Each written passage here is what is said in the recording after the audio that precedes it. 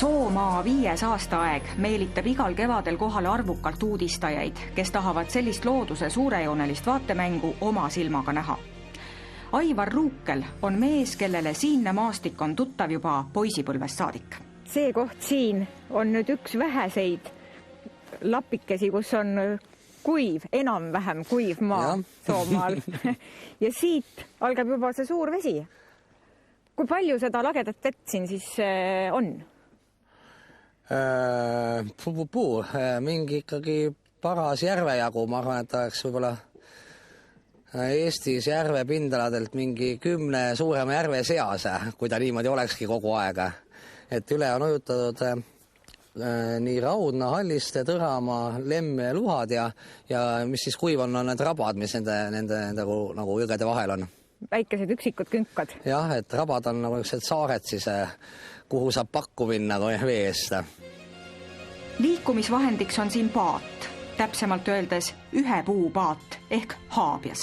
Vesi on siin nagu niisugune mitte katastroof, vaid siis lausa omaette aastaaeg, 5 aastaaeg ja tundub kuidagi loogiline see seos, et miks on ühest puust paadid ainsana Eestis just säilinud Soomaal. Et ta on sellises madalas vees nagu siingi nüüd, et ju mingi 10-15 senti on ainult vaja, et temaga saaks nagu ringi liikuda. Et väga praktiline vahend näiteks majast sõita lauda alla loomi tanitama. Minule näiteks tundub küll, et see siin on üks suur seiklus. No, muidugi on seiklus, et elu ongi seiklus ja minu jaoks on võib-olla seiklus, kui ma tulen näiteks linna ja käin seal kuskil ringi. Meil läheb kõik õnnelikult.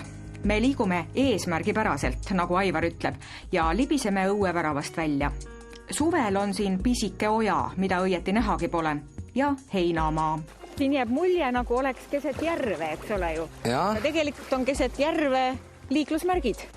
Me nüüd jõuame siin just ühele maantele. See on Soomaa tegelikult suuruselt teine maant, aga selle peal on siin praegu meeter maad vett või isegi rohkem, mingi 1,20 m. Kas see kevad on millegi poolest nüüd eriline ka?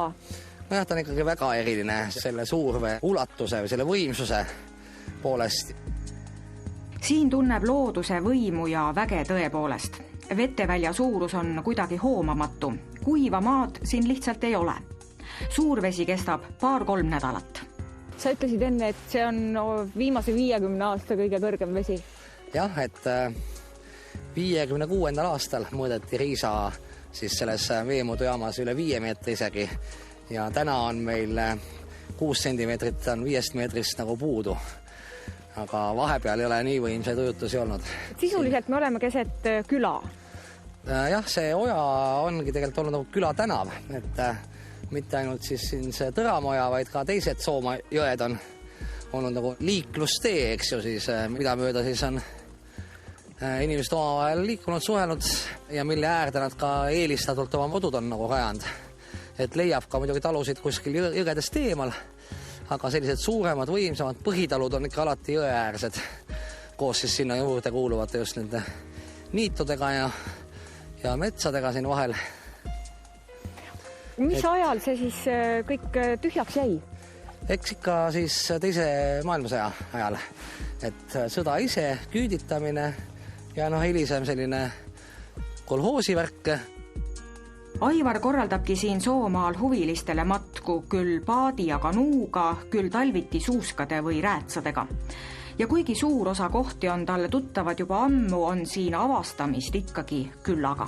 Kõik ju muutub, et iga retk, mis ette võtada, toob mingi uue üllatuse, et midagi, mida sa veel ei olegi kogenud. Aga eks üllatavat pakub ka talv näiteks, et see on nagu vahva aeg, kui saab otse minna üle rabade sellistesse kohtadesse, kuhu suvel nagu nii kergelt ei pääse ja siin on nagu osa sellest Soomaa õlust on kindlasti just need vanad mahajäetud külad ja inimeste eluasemed.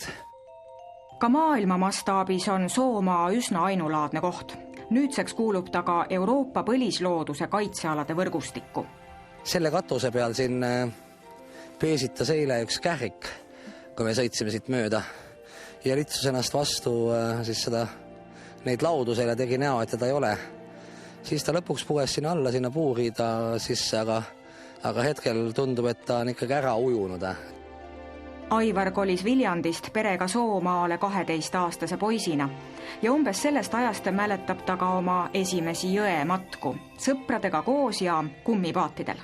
Ühel hetkel, kui moodustati rahvusparke, siis juba nüüd natuke rohkem kui 15 aastat tagasi, siis see idee tuligi, et võiks hakata ennast elatama sellest, et hakata rahvuspargis inimestele tegema selliseid matku mööda jõgesid. Minu jaoks aasta ring ikka algab kevadisest pööripäevast, mitte 1. jaanuarist. Aivari majapidamise juures Karuskosel, mis eeskätt on küll tema külaliste keskus, seisab pooleldi vees traktor ja õue peal aerutab ringi terve hulk uudistajaid. See on nüüd sinu majapidamine siin. Ja? Sa kutsusid mu lahkelt küll, aga mina sain elutoas ainult paadiga ringi peale teha.